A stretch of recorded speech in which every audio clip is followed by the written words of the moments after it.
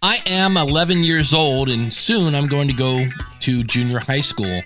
And I open my bedroom door to find my older brother there, standing in an army jacket with a very serious look on his face. He's blocking me from leaving.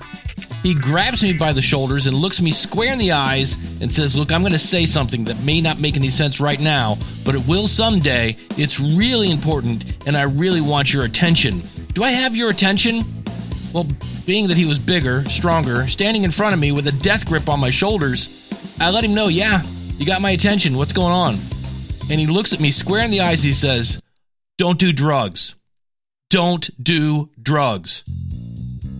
People are going to ask you to do them, and it's going to be hard, but I'm here to tell you, don't do drugs. It's going to be hard, but someday people are going to respect you for not doing them, okay? So when you're older, realize none of this is going to matter. Don't do drugs." 45 years later, I still have never done a drug. Now, I may occasionally have an adult beverage at a podcast convention, but I've never taken or smoked any drugs. And today, we're talking about having a co-host. And you don't really need one, but sometimes when you're doing something new, like going to junior high, it's nice to have someone grab you by the shoulder and let you know that it's going to be okay and help you avoid those potholes. Today, we're talking about how to find a co-host, the pros, the cons, and the curse of knowledge. Hit it, ladies! The School of Podcasting with Dave Jackson.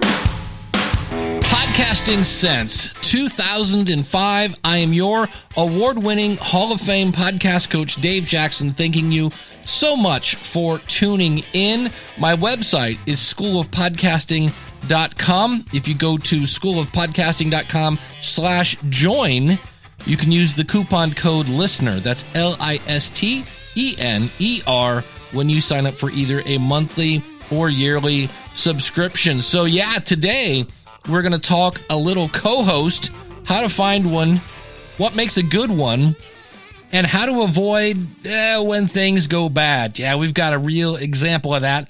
Let's get to it. Hey, how did you find your co-host? Because I see that occasionally in a Facebook group or someplace, and somebody go, "How did you find your co-host?" Ooh, now that's a good question.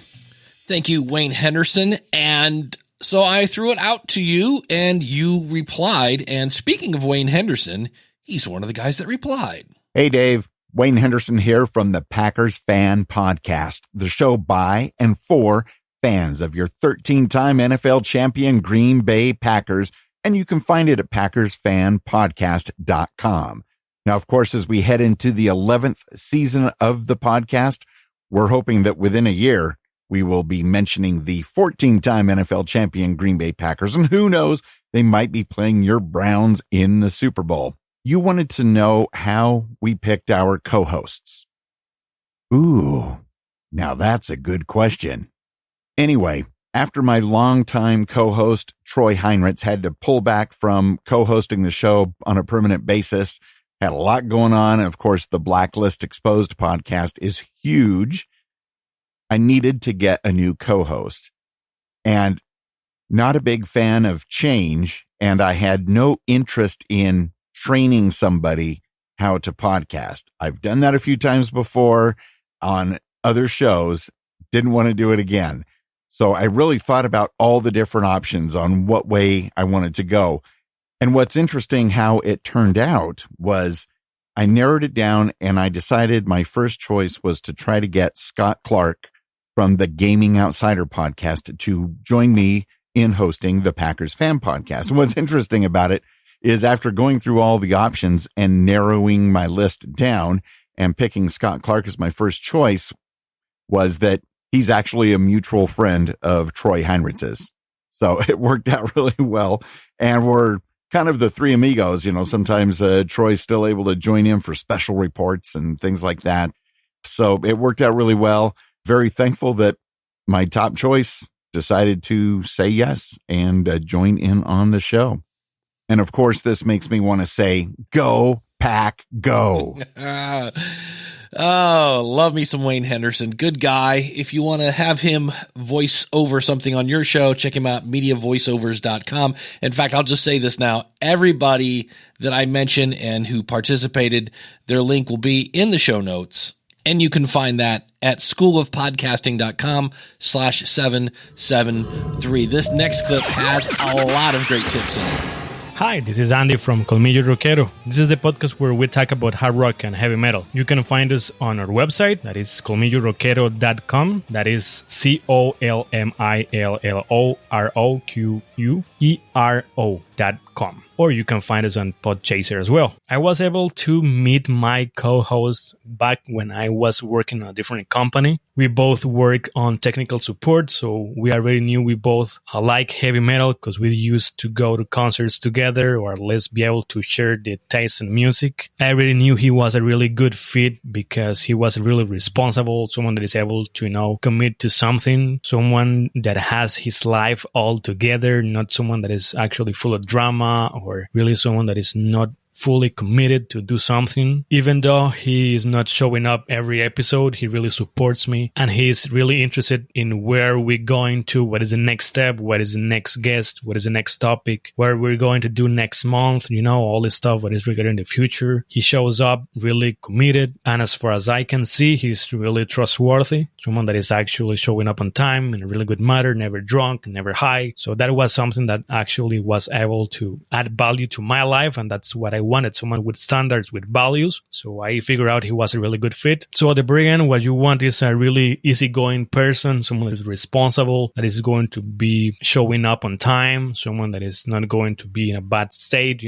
drunk or high, and someone that is actually as well passionate regarding what you want, because you're going to be able to share basically lots of time showing up, talking about what you like, that you're supposed to be passionate about, and not everything is going to be actually sunshine and having good days. Sometimes you actually both have to share each other and be able just to go on. Motivation is not always that easy when you have a podcasting and not everything is going well. You both are going to have personal lives where not everything is going to be always perfect. And this is going to be like a really good time to escape from kind of reality and be passionate about what you like to talk about. So at least for me, that's what really matters. I hope this is going to be able to add value to you guys and you, Dave. And thank you very much for all what you do, Dave. Thank you for all the insight, all the information. Keep on going. I hope you all guys have a great day. Take care. Rock and roll. Hey Dave, it's Brent from Latitude Photography Podcast, which is found over at latitudephotographypodcast.com. My show is for travel outdoor photographers, and the biggest thing I try to do with the show is to help people with their creative process. This can mean anything from learning something new, creating new work and getting some feedback on it, or just simply being inspired by the stories we have from the guests that we bring on. It has always been an interview-based show where I bring on other photographers and we talk about their work. About a year and a half ago, I decided I wanted to shake things up a little bit and have some regular guests rather than just trying to find someone new all the time. So I decided to host a casting call. I asked listeners to submit a portfolio of images and to record themselves talking about their photography and why they just love photography. I had a great response and I ended up selecting 8 to be my Latitude regulars.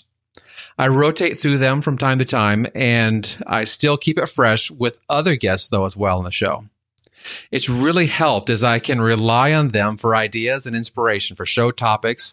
Plus, I even have a European brand ambassador for Pentax as a regular, which I think is really sweet. I still do solo shows from time to time, but they just aren't as common. I closed that casting call back in December 2019, and I made my decisions in January 2020, and we're still going strong. They have all been willing to also go live with me on YouTube as we now do monthly listener-submitted photo reviews, and that has just been really well received by the audience. Thanks for letting me share how I added regular guests, or rather co-hosts, to the show. Thank you, Brent. I like that. One of the great things about podcasting is there are no rules. It's your show. You can do with it whatever you want. So if you want one co-host, great. If you want a bunch of different co-hosts, great. And sometimes you just look a little closer and decide that your co-host is someone you're related to. Hello, Dave. This is Fred Castañeda speaking from podcastreporter.com. That's my flagship podcast, as well as thestrugglingbiz.com. But I wanted to answer the question that you asked about co-hosts. How did I find or choose my co-host? Well, Matt Cox, who is my co-host for the show called 2030podcast.com, is my son-in-law. And how did I find him? Well, 5 years ago or more, when I first met him, I realized that my daughter got attracted to him because he was podcasting. And when I met him, all we could do is sit and talk about podcasts and podcasting. He has a show called Brunch with the Brits at brunchwiththebrits.com. That happens to be a show about old-time radio BBCs. And he's already 13 years into it. By the way, Matt Cox is blind. That's right. He's visually impaired, but he's been podcasting for 13 years. And I found him. We both had a very, very good time about podcasting. And then after he listened to my show, which was thestrugglingbiz.com and podcastreporter.com, he liked the idea that I had a show that I started about the 2030podcast.com show.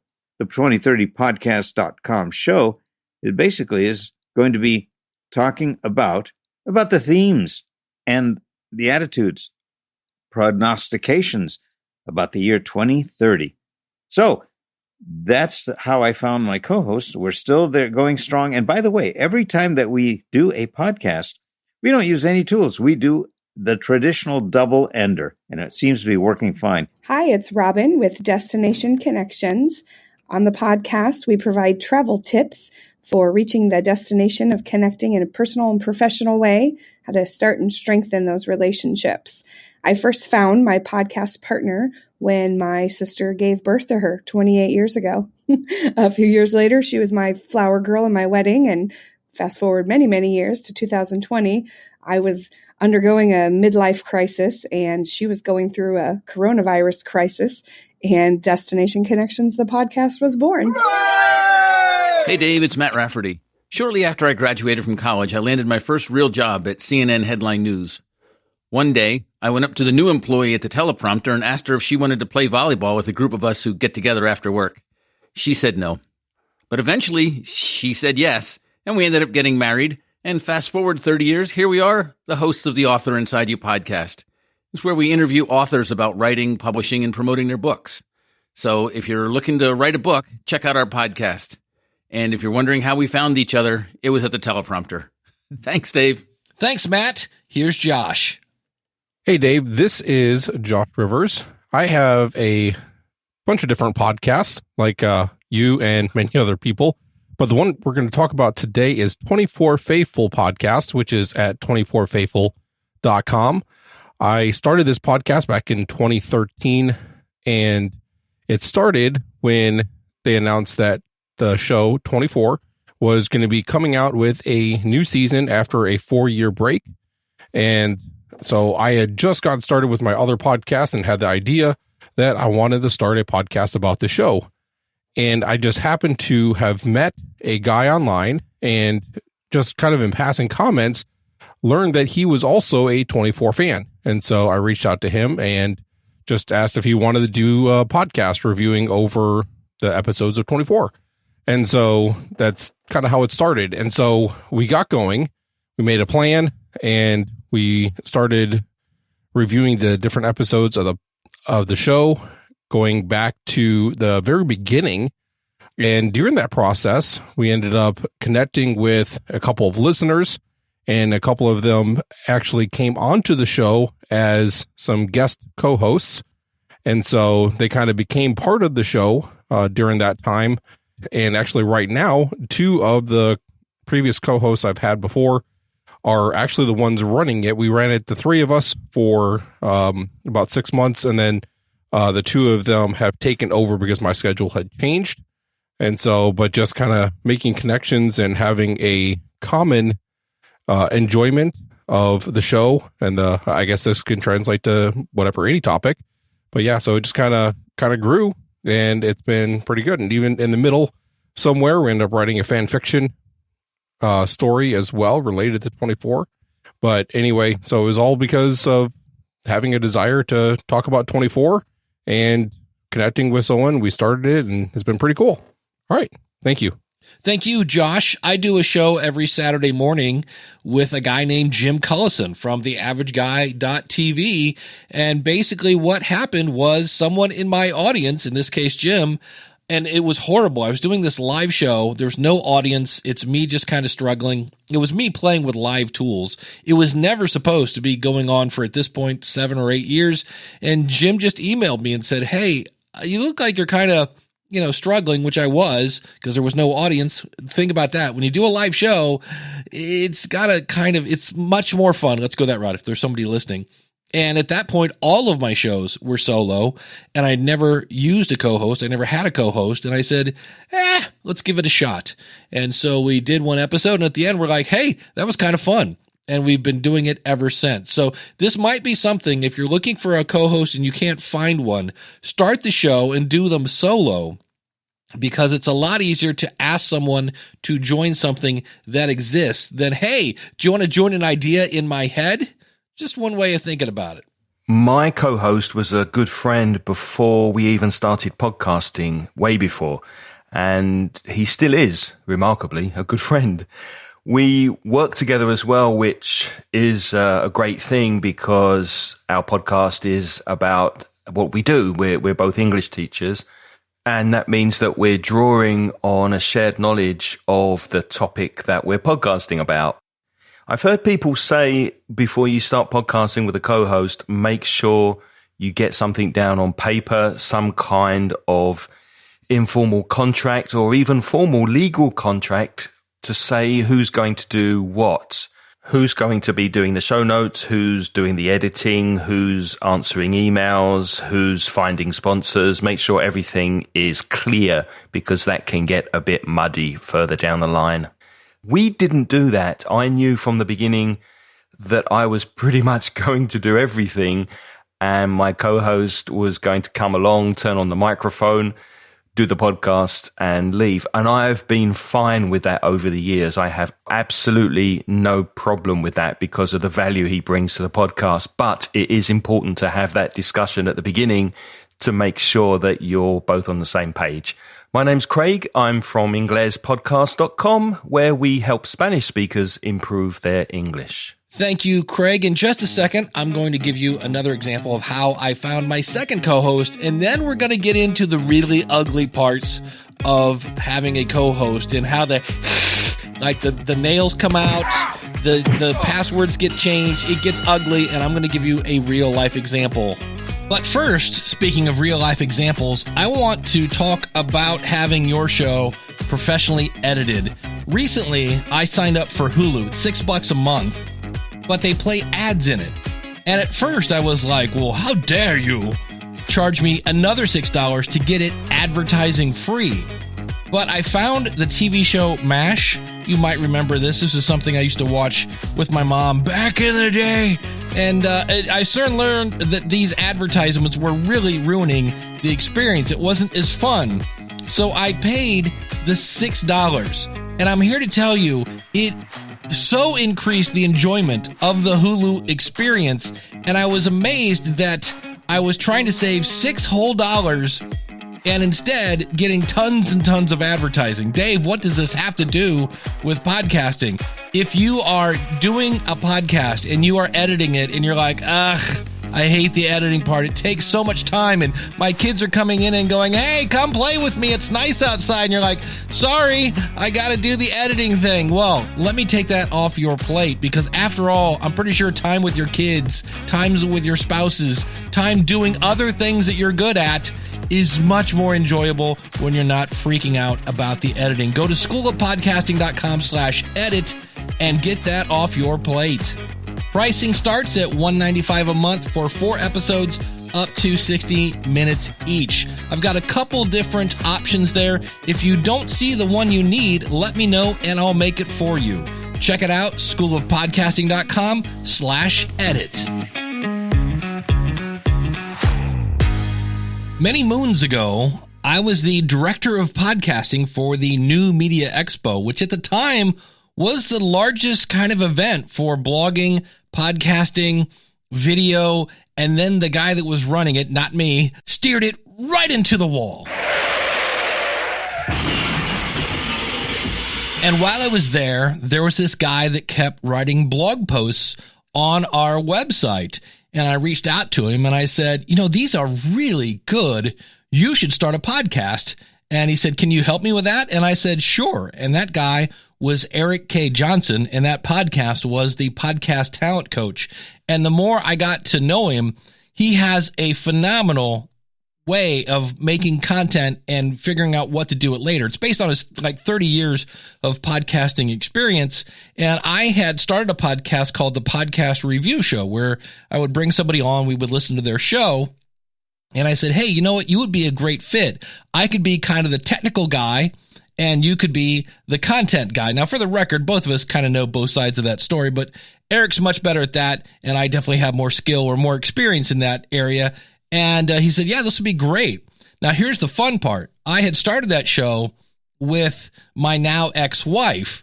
And I guess one way to put it is, if you're going to have a threesome, you should probably ask your partner. And so when I came home and announced to my wife, I'm like, this will be great.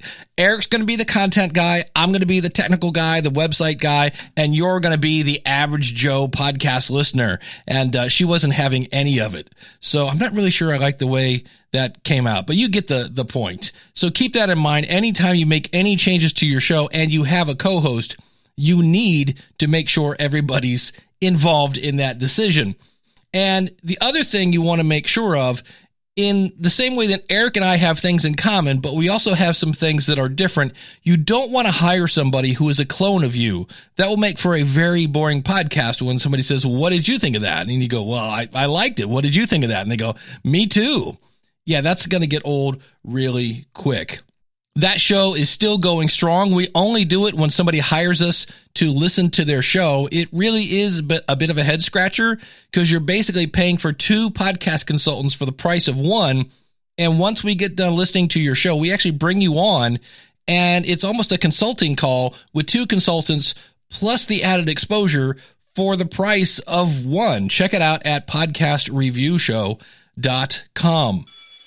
Now, something else I want to talk about here is what Craig mentioned, the fact that you should up front, before there's any money, determine who is doing what. And one of the things you really need to figure out is who owns the show.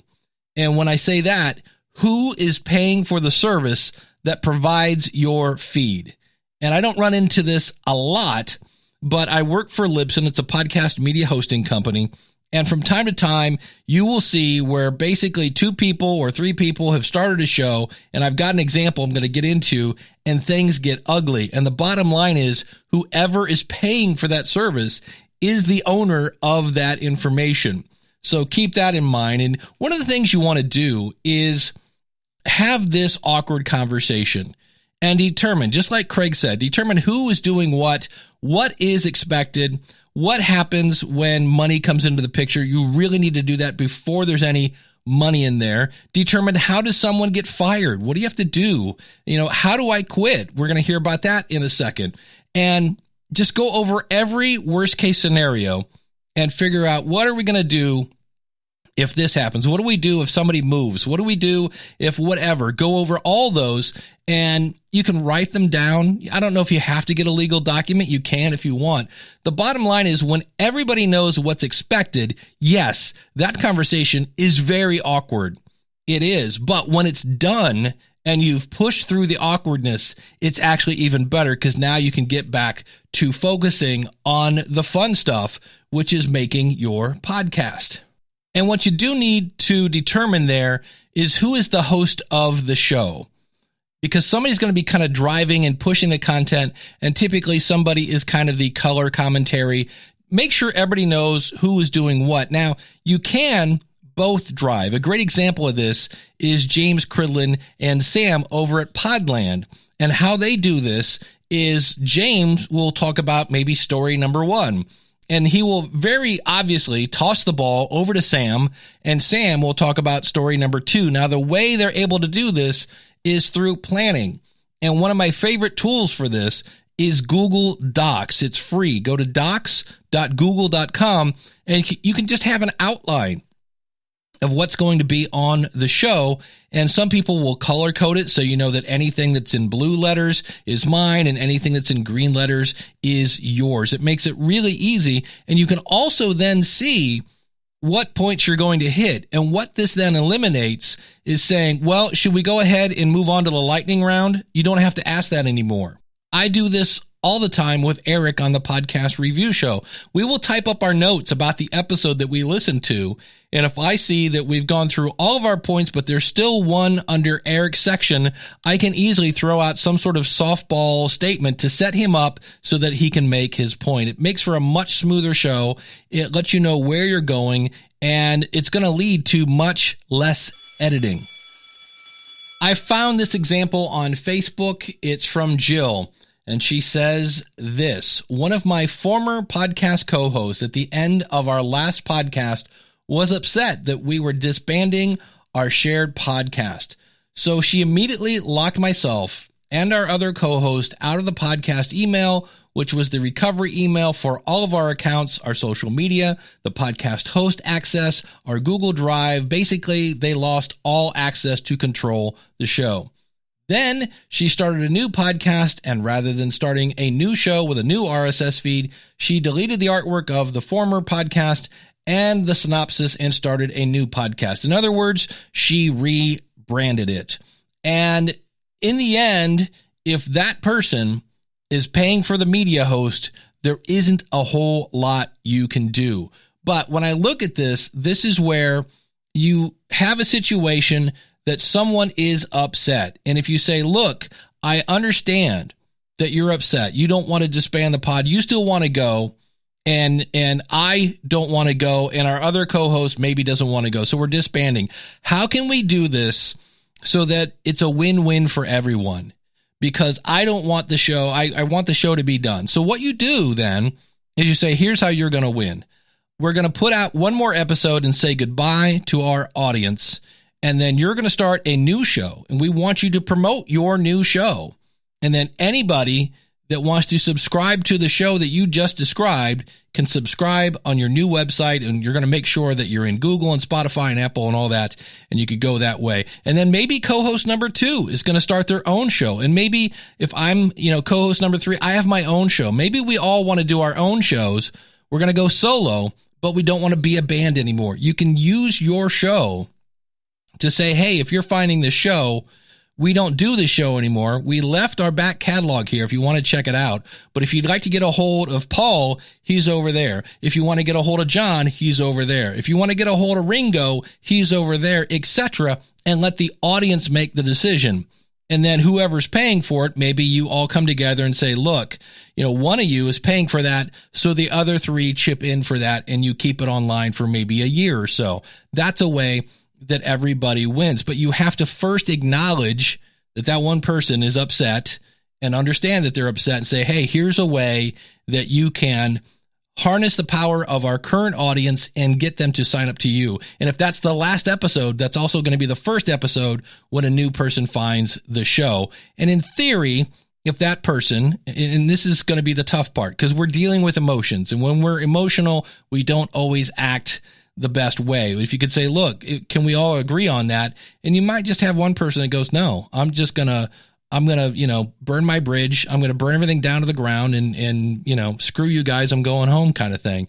And that's sad, because I'm going to assume you were at one point friends doing the show, and this person feels so slighted. So that's where you might say, hey, I tell you what, let's take a month off and maybe come back to it. Give people time to settle down. And also keep in mind that one of the keys there when people are upset is not to force your opinion down their throat, but take time to listen to them so you can understand them before you try to be understood. So that would have been another way to maybe handle that. And when you don't, well, then you have situations like that. And that I see that on a not like super regular basis, but it happens. And when it comes through, I have to escalate that to management at Libsyn so they can figure out, okay, who really owns this stuff and what's going on. And it's ugly. And if you've had those awkward conversations, then you know, hey, if one of the four of us wants to quit this show, here's what we're going to do. And then hopefully you can pull something off that is going to make the best out of a bad situation. And I realize that's a lot of information today. So keep in mind when you're looking at a co-host, check their schedule, check their family, which will also then determine their commitment. And you want to make sure that they have that support. You want to make sure that there's someone who's bringing something maybe different than what you have to the stage. You don't want to hire a clone.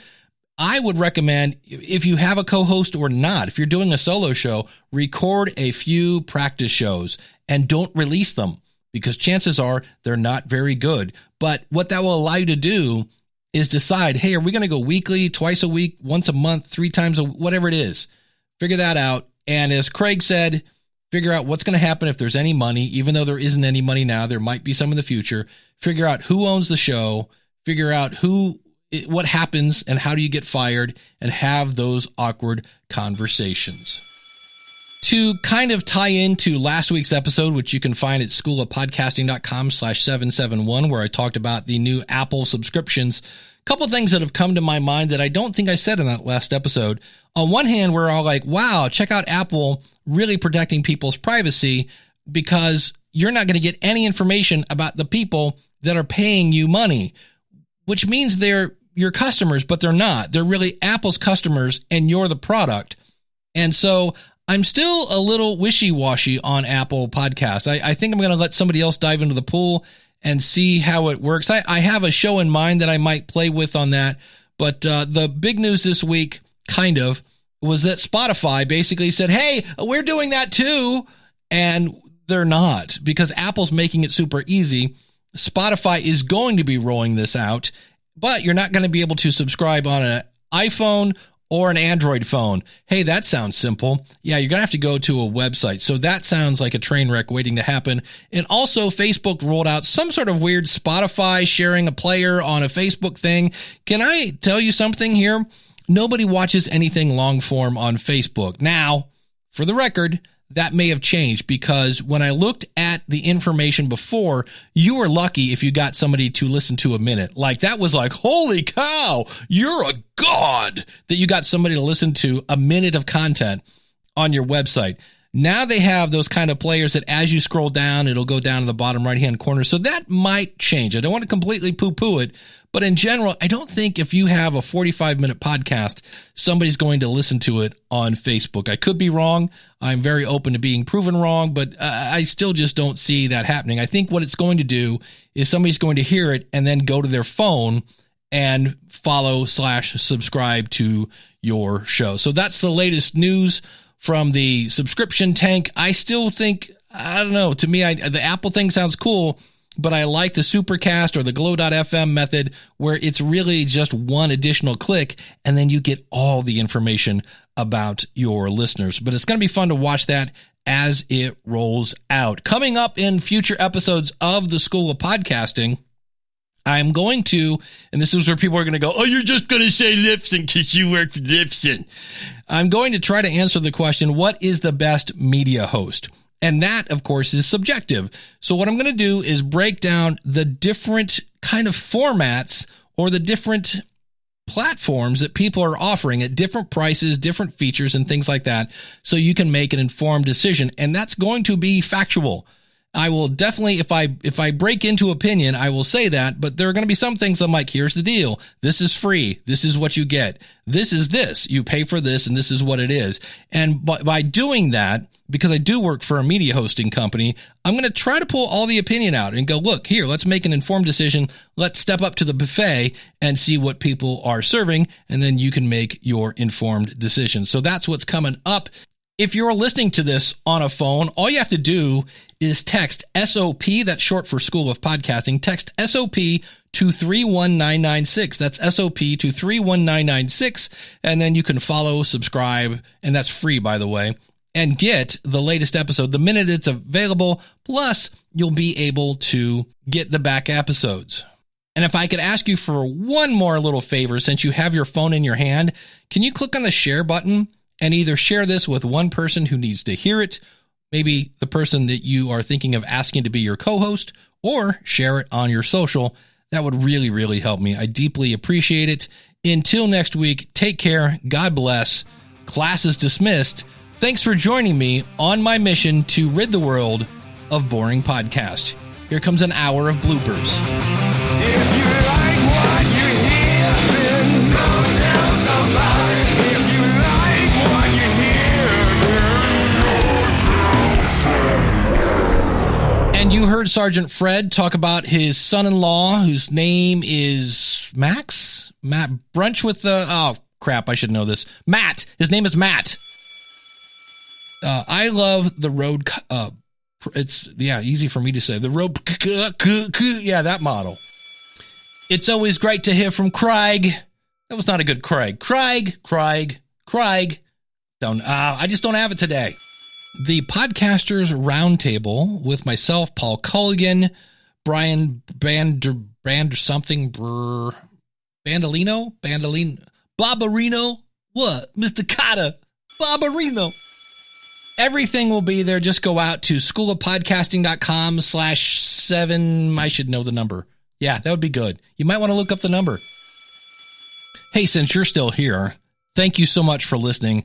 I should have put this at the very beginning because it is important. As I record this on May 2nd, 2021, and the new version of iOS 14.5 is rolling out, it's going to take longer, as in hours longer, for your episodes to show up in Apple Podcasts. It's probably not your media host, but it's definitely not going to be the 20 minutes that it used to take. It's now going to take hours. Why? Because Apple has changed the way that they are indexing shows. And the bigger question now is, because it used to be when you subscribe to somebody's show, you were connected directly to them. And now you're not. And what that means, maybe, I'm going to have to investigate this, is if they remove you from Apple Podcasts, your audience isn't going to have a way to be directly connected to you, where in the past, if they removed you from the store, no new people could find you. Previous audience would still have access to your show. And in this new way, it sure looks like when they remove you, and now your audience is going to have to manually subscribe to your show. Very interesting. If you